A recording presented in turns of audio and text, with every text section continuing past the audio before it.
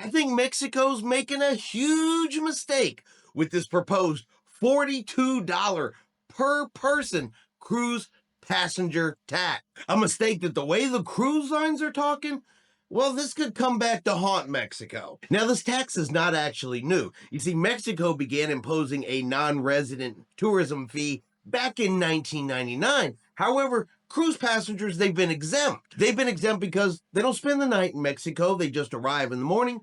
They leave by the afternoon. So cruise passengers haven't had to deal with it. However, they are now proposing there in Mexico that cruise passengers no longer be exempt. They're proposing that this go into effect in 2026. And yeah, that's $42 per person. So if you're traveling a family of four, you're adding almost $200 more just to go into Mexico. And one thing this proposal has not made real clear, at least not yet, is this just a one-time fee, or is this every time you go to a cruise port? So if you go to Cozumel and Costa Maya, is it going to be 2 times that you're charged this $42? Now, this tax is on top of what you already pay. So you already pay port fees and taxes. There's an already approved $5 per person state tax in Quintana Roo. That's Cozumel, Mexico, Costa Maya, Mexico. So we already have a new tax for 2 of the most popular destinations starting here in just 1 month. And because this is being put in by the Mexican government, this would affect all cruise ports, the ones on the East Coast and the ones over on the West Coast. So we're talking Cozumel, Mexico, Costa Maya, Cabo San Lucas. So this could affect up to 10 million cruise passengers. 3,300 scheduled cruise stops in Mexico coming up here in 2025. Now, cruise lines, they are not happy about this, and depending on how this goes, it could affect some of your upcoming cruises going into the future, especially if they have stops in Mexico. See, the cruise lines, they're already reaching out to Mexico saying, hey, we highly suggest you eliminate this $42 per person fee. Because if not, well, we can begin to adjust our itineraries, which means we can stop going to your country. And if cruise lines do begin to adjust itineraries, well, we're talking 3,300 scheduled cruise stops just in 2025 alone. That would have an extreme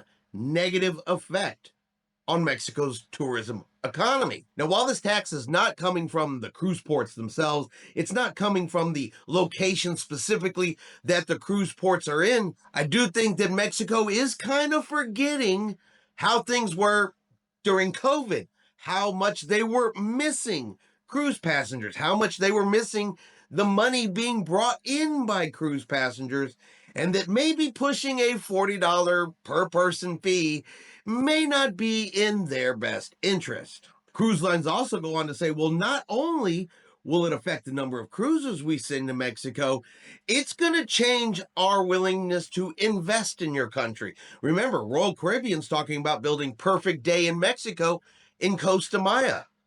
There are new beach clubs scheduled to go in to Cozumel, Mexico.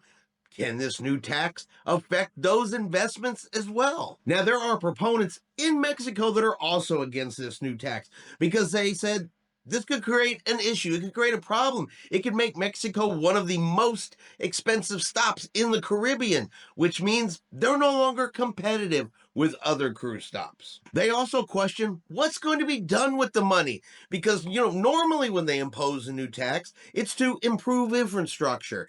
It's to help the environment. It's to improve port facilities. Well, not in this case because 2/3 of this new $42 per cruise passenger, it's going to the military in Mexico. They want to give that money to their Department of Defense.